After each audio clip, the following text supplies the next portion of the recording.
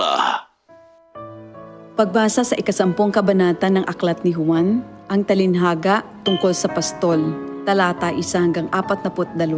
Pakatandaan ninyo, ang pumapasok sa kulungan ng mga tupa nang hindi sa pinto nagdaraan kundi umaakyat sa di dapat pagdaanan ay magnanakaw at tulisan. Ang tunay na pastol ay sa pintuan nagdaraan. Pinapapasok siya ng gwardya at pinapakinggan ng mga tupa ang kanyang tinig.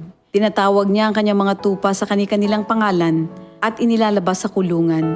Kapag nailabas na, siya'y nangunguna sa kanila at sumusunod naman ang mga ito sapagkat kilala nila ang kanyang tinig. Hindi siya sumusunod sa iba kundi patakbong lumalayo sapagkat hindi nila kilala ang tinig ng iba. Sinabi ni Jesus, ang talinhagang ito, ngunit hindi nila nauunawaan ang ibig niyang sabihin.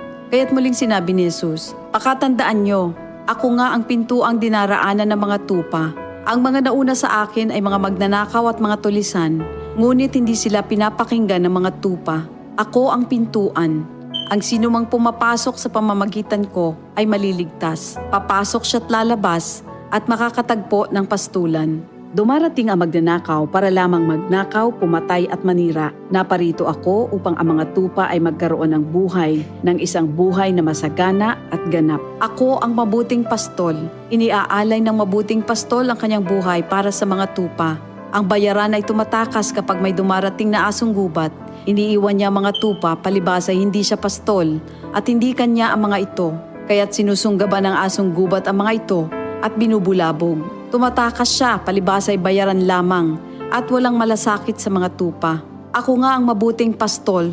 Kung paanong kilala ko ng Ama at siya kilala ko, gayon din naman kilala ko ang aking mga tupa at ako'y kilala nila. At iniaalay ko ang aking buhay para sa aking mga tupa. Mayroon akong iba pang mga tupa na wala pa sa kulungang ito. Kinakailangan sila'y ipasok ko rin at papakinggan naman nila ang aking tinig. Sa gayon magiging isa na lamang ang kawan at isa ang pastol. Dahil dito'y minamahal ako ng Ama sapagkat iniaalay ko ang aking buhay upang ito'y kunin kong muli. Walang makakakuha ng aking buhay kusa ko itong ibinibigay. Mayroon akong kapangyarihang ibigay ito at kuning muli. Ito ang utos na tinanggap ko sa aking Ama. Dahil sa mga pananalitang ito, hindi na naman nagkaisa ng palagay ang mga Hudyo. Marami sa kanila nagsabi, talagang sinasapian na ito ng demonyo at nababaliw. Bakit ba kayo nakikinig sa kanya? Sinabi naman ng iba, hindi nakakapagsalita ng gano'n ng isang sinasapian ng demonyo. Nakakapagpagaling ba ng bulag ang demonyo? Taglamig na noon at kasalukuyang ipinagdiriwang sa Jerusalem ang pista ng pagtatalaga ng templo. At habang naglalakad si Jesus sa templo, sa portiko ni Solomon, pinaligiran siya ng mga Hudyo at sinabi sa kanya, hanggang kailan mo ba kami ilalagay sa alanganin? Kung ikaw nga ang Kristo, sabihin mo na ng tuwiran.